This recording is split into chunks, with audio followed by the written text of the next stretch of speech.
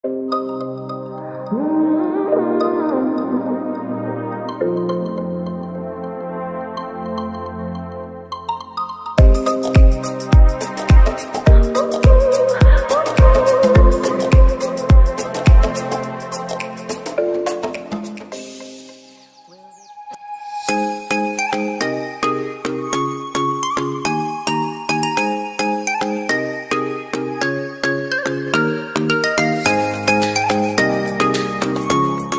teman-teman, kembali lagi bersama kami di Bitora Channel. Channel.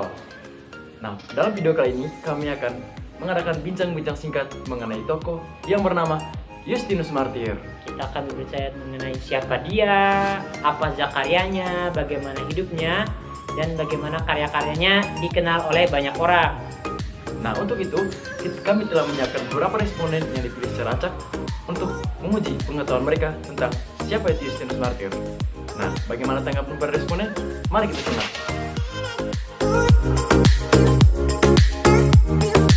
Nah, apologet, dan ingat sih apologet itu berasal dari bahasa Yunani.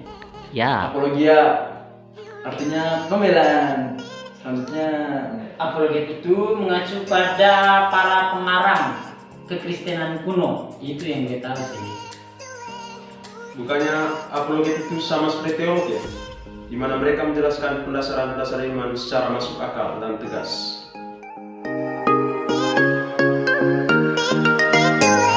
Yang gue tahu sih Justinus pernah ketemu kakek, tapi bingung kakeknya di mana ketemunya. Oh iya, kalau tidak salah di salah satu pantai, tapi tidak tertulis pantai itu di mana. oh ya, Justinus Martyr. Yang gue tahu sih dia itu apologet. Benar kan? Tahu. Justinus Martyr itu lahir tahun 100. Kalau tidak salah lahir di kota Sikem di Samaria kuno. Nah, dia tuh pribadinya ya katanya sih suka belajar, terutama belajar filsafat. Habis itu dari pemikirannya dia tuh ada dua pemikiran terkenal. Yang pertama tuh apologetik 1 dan apologetik 2 serta dialog bersama Tripon. Kemudian dia itu yang saya tahu matinya tuh di kota Roma, dapat hukuman gantung dari Kaisar Marcus Aurelius. Gitu sih yang saya tahu.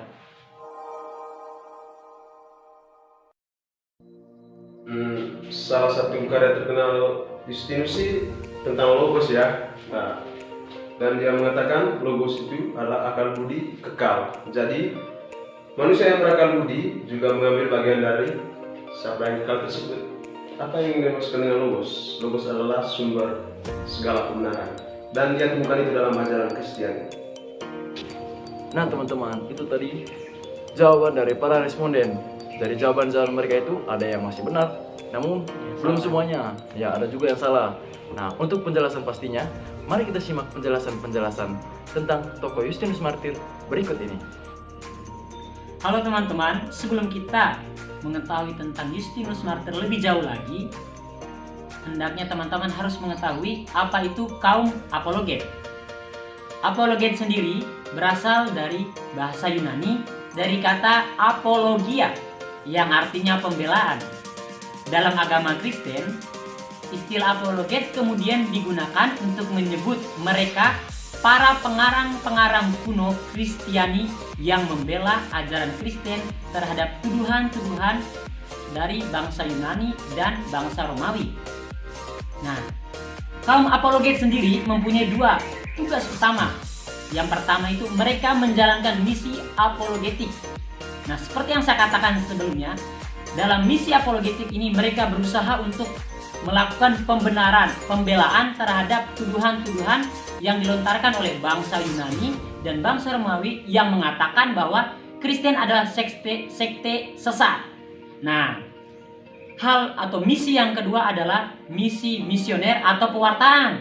Nah, jadi ketika mereka sedang melakukan misi apologetik, mereka juga sekalian melakukan pewartaan.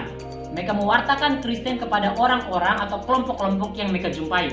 Namun ada hal unik loh, bahwa dalam pewartaan mereka itu, mereka tidak hanya sekedar mewartakan, tetapi mereka mewartakan dengan gaya atau konteks ketika mereka berada di tempat itu. Jadi mereka bisa dikatakan mempelajari budaya tempat, dan mulai budaya itu baru mereka melakukan pewartaan tentang agama Kristen.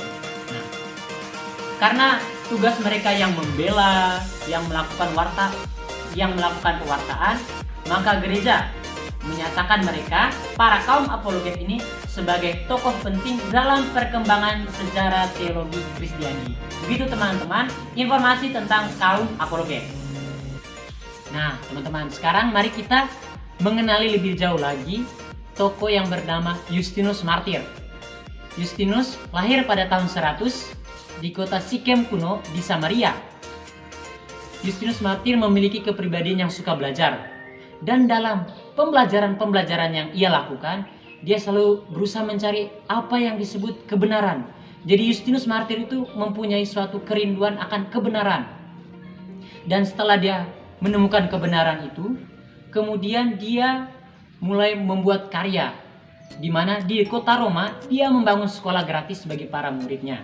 Dan ternyata karyanya ini ditolak atau tidak disukai oleh Kaisar Marcus Aurelius, di mana pada tahun 165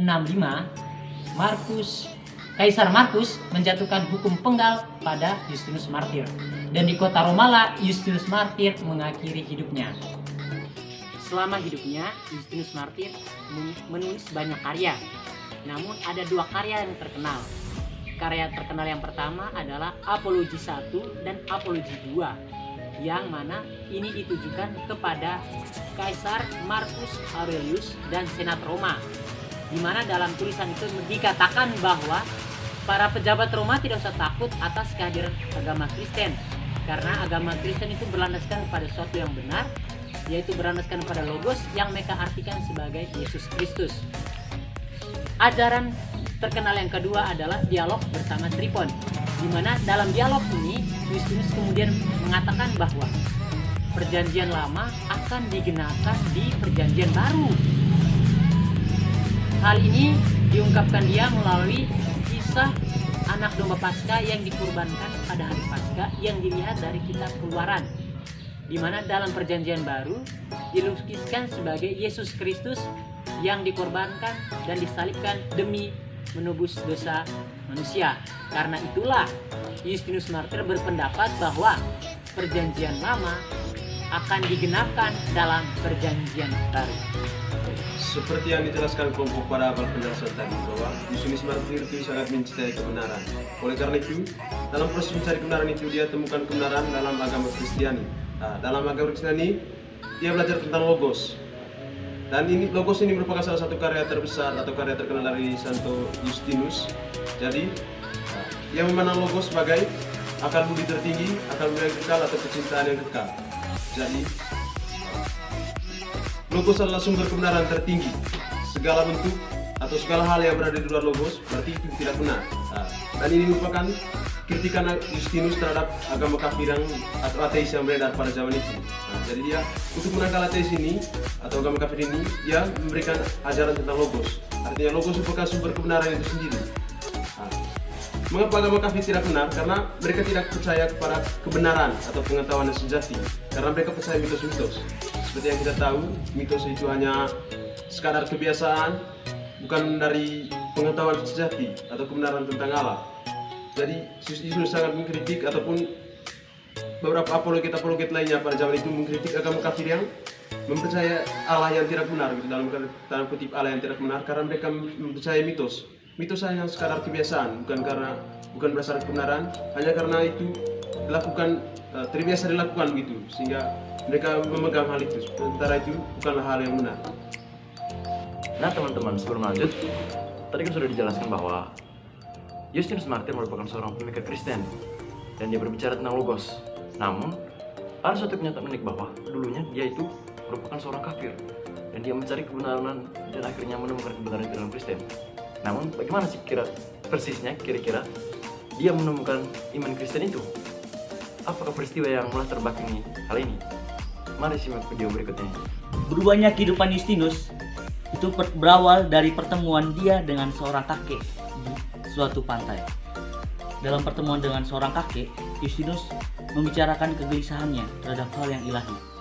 Nah, di sini sang kakek memberikan masukan kepadanya bahwa tidak mungkin seorang manusia menemukan hasrat akan hal yang ilahi hanya dengan mengandalkan kemampuannya sendiri. Dan juga sang kakek menunjukkan kepadanya bahwa nabi-nabi zaman dahulu adalah orang-orang yang harus didatangi untuk menemukan jalan kepada Allah serta filsafat yang sejati. Nah, di akhir pertemuan, sang kakek menganjurkan kepada Justinus untuk berdoa supaya dia mendapatkan suatu rahmat pencerahan. Nah, dari pertemuan dengan sang kakek, Justinus mulai terus berpikir dan bergulat dengan dirinya sendiri. Namun, dari cerita itu semua, dengan pengalamannya itu, Justinus mulai menemukan iman Kristiani. Nah teman-teman, jadi melalui video singkat itu, kita mengetahui bahwa awal perubahan Justinus Martir yang dari kafir menuju Kristen itu, dia awali dengan pertemuannya dengan seorang kakek di suatu pantai. Nah, dari sini dia kemudian diarahkan untuk kemudian mengikuti iman Kristen atau kemudian menemukan kebenaran filsafat dalam ajaran Kristiani. Nah, lalu kemudian pertanyaannya, bagaimana kedudukan filsafat dalam ajaran Justinus Martir ini? Nah, mari simak lanjutannya.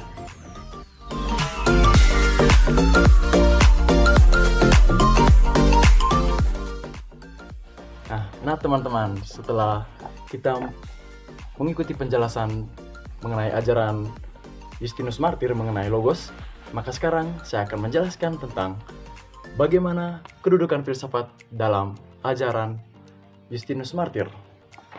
Nah, setelah menyatakan bahwa logos itu merupakan suatu kebenaran sejati, dia kemudian menempatkan filsafat sebagai salah satu dari dua jalan yang mengarah kepada Kristus. Dalam hal ini, ia menyatakan bahwa benih-benih kebenaran itu, yakni benih-benih dari kebenaran sejati, yakni logos, itu sudah muncul pada Perjanjian Lama, yakni dalam pewartaan para nabi dan hukum-hukum dalam Perjanjian Lama seperti hukum Taurat. Dan kemudian benih-benih itu juga muncul dalam filsafat Yunani atau seluruh pikiran filosofis yang berkembang di Yunani. Nah, benih-benih kebenaran ini kemudian mendapat kepenuhannya dalam ajaran Kristiani, yakni logos. Logos sebagaimana yang tadi dia dijelaskan bahwa berarti sabda kekal, akal budi kekal, dan akal budi penciptaan. Nah, oleh karena itu, filsafat kemudian dianggap sebagai salah satu pengantar kepada kebenaran ini, sehingga ia menyatakan bahwa tidak mungkin ajaran Kristiani itu dipertentangkan dengan ajaran filsafat, karena pada dasarnya filsafat kemudian mengantar orang-orang pada kebenaran sejati, yaitu kebenaran Kristen atau kebenaran Kristiani. Nah, dalam hal ini, ia kemudian menyimpulkan bahwa seluruh kebenaran-kebenaran itu merupakan partisipasi atas kebenaran Kristen atau kebenaran Kristiani. Sehingga jika sebelumnya ada paham-paham tentang suatu kebenaran atau ajaran tentang kebenaran, itu semua kemudian mengarah kepada kebenaran Kristen atau merupakan kebenaran Kristen yang dalam taraf yang belum terpenuhi begitu. Jadi kurang lebih seperti itu teman-teman. Nah teman-teman, itu tadi adalah penjelasan singkat mengenai tokoh Justinus Martir.